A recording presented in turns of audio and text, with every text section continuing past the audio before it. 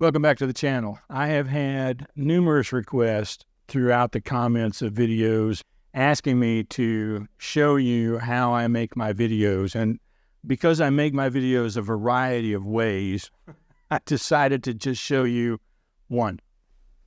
My very first, see if I can find, here it is.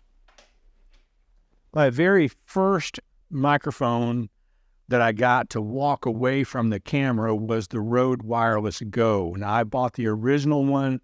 They make one that comes with two of these transmitters. I only have the one. And I have a little magnet on the back so that I can just magnetize it to my shirt. And it works really, really great. The only thing about this that I never really liked was that it is so big and shiny. And so I would try to tuck it up inside my collar for a while, or I would try to put it in my pocket. And what I got was a lot of fabric noise up against the microphone. Drove me crazy. So now I just embrace the look, and I put it on my shirt. Right now, I am recording audio on the Comica mic. Is that? Yeah, okay, let's do this. The Comica mic. And again, it's just a wireless lavalier microphone. It's got a transmitter, a receiver on the camera. It comes with two transmitters. So I've got this one and the one that I'm actually wearing. And I like this microphone because it is so much smaller. I mean, if you look, it's so much smaller than the Wireless Go, and it's a matte black, so it doesn't like reflect the light off as I'm filming. I do that with my audio. We'll come back to audio in just a minute. I have, as you saw in the opening shot, I have this camera set up. This is new to me. It's a variation of what I used to use. And so I have a 60-watt bulb. It's an LED bulb in a lantern balloon-style softbox. And I have my EOS R, the original EOS R that I bought on the ball head. And I have this set up hopefully where it's sort of level, but I always level it when I do the post-processing. I have this light coming down on me just off to one side, and then I also have the light in the closet, which is also an LED sunlight balanced light, kind of illuminating a little more from the side, falling off into shadow on this side. And that's the look that I go for, is a little bit of light on one side, a little bit of shadow on the other. It's not like a ring light that puts the same amount of light in my face, which is fine and a lot cheaper, but I don't do that. So once I get them into DaVinci Resolve, I have some steps that I try to go through with every video. I don't always follow them exactly the same, but I try to. So for instance, this video SD card has audio on it, and the SD card on the Pocket 2 also has audio on it. It has the same audio. So generally, I pull those two things into DaVinci Resolve, and I line them up so that the audio sounds like one audio. And I will delete the audio off of the Pocket 2 and just keep the audio from the camera. But now the video is lined up where it's going to be exactly where I want it. And I will simply, before I make any editing to the video at all, I will export the audio out to an MP3 file. And so I'm going to try to put some loops up here over me to show you kind of how that looks in DaVinci Resolve. There is an audio-only setting, and I set that to MP3. I should probably change the default to MP3. It would save me a step, but I'm lazy. I just export that to the desktop because it's going to be a file I throw away eventually. And then I upload that file to a website called podcast.adobe.com/enhanced, and I'll put that link down in the description. And if you are a YouTube content creator, I highly recommend you look at this free program. If you've got decent video, but your audio sucks, people, including me, are going to click off because we're not listening to that for 10 or 12 minutes. So, just a point.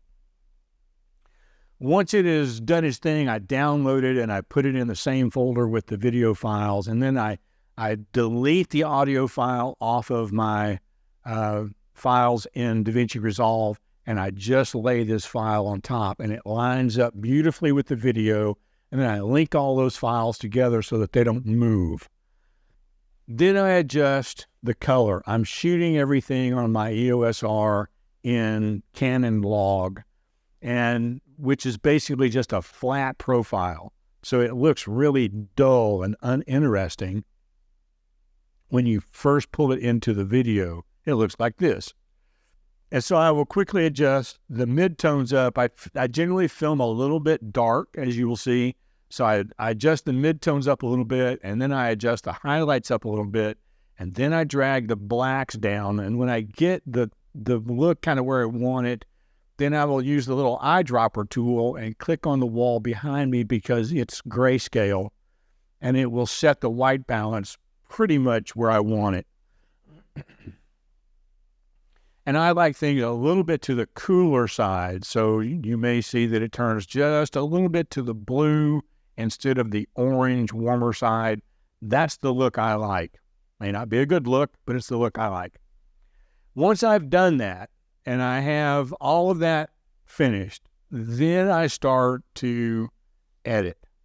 And I will go through the video, and the first thing I look for are all of the ands and ums. And I start a lot of sentences with "so." And I try to get rid of some of those things. Sometimes I start a sentence with "now." And I try to get rid of those things as well. If they are too close together, I leave a few because I don't want the video to be so jumpy that you can't watch it. But I do try to get rid of the worst of them. And I just do a simple cut. I don't do like a zoom in so that it doesn't appear that I've cut something out. I just let the chips fall where they may, because I'm lazy. I think I said that already. Let's see, there was another one, and you didn't hear it because I've already cut it out. Once I have done that, then I look at how long the video is. Sometimes I record a video and it's 10 or 12 minutes long when I get done, and sometimes I record a video sitting down like this, and I've chased a lot of rabbits, and the video may be 22 minutes long. And so now I have to go in and find out what are the things that are not really necessary to tell the story, like a book editor or a magazine editor. And I try to look for the things that they may have been interesting, but they really didn't add anything to what I was actually trying to say. And I start cutting those down. And my goal is to get somewhere between 10 and 15 minutes, 10 to 12 minutes if possible, 10 to 15 minutes. Now, I've learned my lesson. I don't worry about that if I'm doing a declutter style video or something like that. I just let it go, and it may be 20 or 25 minutes long. People don't seem to mind. But just sitting here watching me talk to you on this screen with nothing else very interesting happening around me, 25 minutes is a long time. And so I try to get down to 10 to 12 minutes. Once I've done that, I go through the whole video again. I'll watch it from beginning to end just to make sure I haven't missed anything. I've got other pieces that I've layered on top so that I can make sure that if I've got a picture file I need to put in there, or a bit of text on the screen that I need to put in there, or other things, I lay that in on top. I go through, I edit everything out, I save it, then I watch it all the way through. Another reason why I don't want it to be too long. So by the time I'm done, I have probably watched my entire video 5 times, minimum. And once I'm satisfied, then I will export it as a 4K QuickTime file. The QuickTime file is a little smaller than an MP4, and so I export it as a QuickTime file, and then I will upload it to YouTube. Now from there, I'm not done yet. So I have to create a thumbnail. I try to think about the thumbnail before I make the video, but I don't always remember to do that. But I did on this one. So I'm going to take a shot from the opening scene with me sitting in the chair that was filmed on the DJI Pocket 2. And then I'm going to take a screenshot from this video of me telling you right now that I'm going to use this look. Wasn't that fun? So I'm going to find that in the video. I'm going to just take a screenshot of that, and I'm going to upload those 2 images into Photoshop.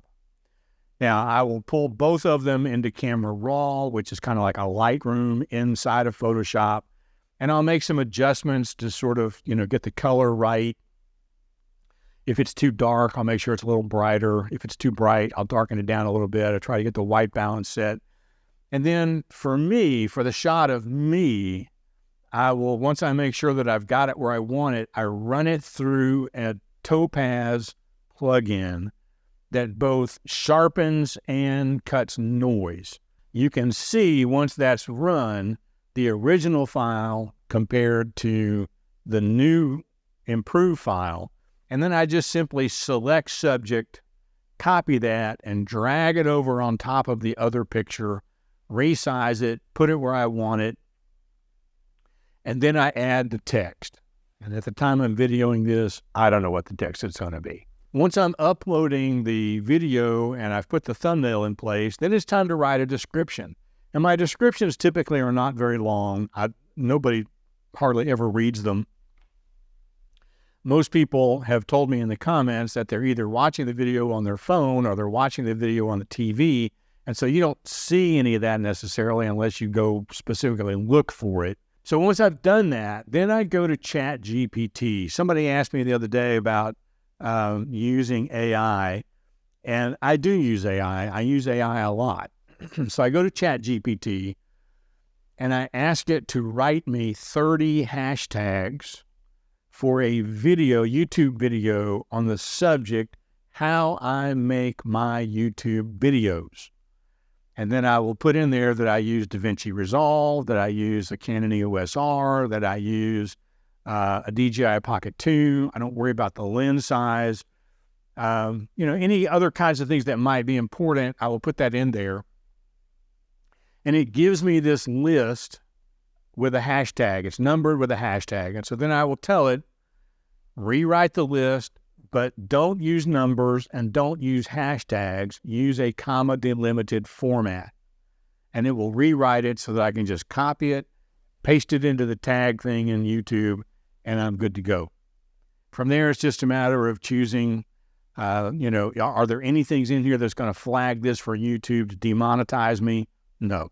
And then I tell it how I want to be monetized. And from there, then I just schedule it for whatever day it's going to go out. And then I walk away and I don't think about it again until that time. And then I start tracking how many views it gets in the YouTube Studio app. That's it. It sounds like a lot, and it is. I mean, it takes me at least a couple of hours, sometimes 5 or 6 hours, to get a video ready to upload. Sometimes I have to, like in this case, I have to record the video twice. Why? Because I forgot to turn the record button on the first time I did it. I hope that you have learned something here. In the comments, if you have any questions at all about this setup or something that I've said that maybe you need more explanation on, please feel free to leave me a question in the comments. I will be looking at these comments at least, very carefully for at least the next month after it's put out. And I will try to answer all the questions that I can. If you have your own setup that you use to create YouTube content, please put what you use in the comments as well, because other people might want to know something besides what I'm doing. And last, if you do have a YouTube account that you upload to, whether it's once a month or 3 times a year or every day, leave a link to your YouTube channel in my comments on this video, because I want to follow you. I want to become a subscriber of your channel. Thank you so much for taking the time to watch today. I hope that it has been informative, and we will see you next time.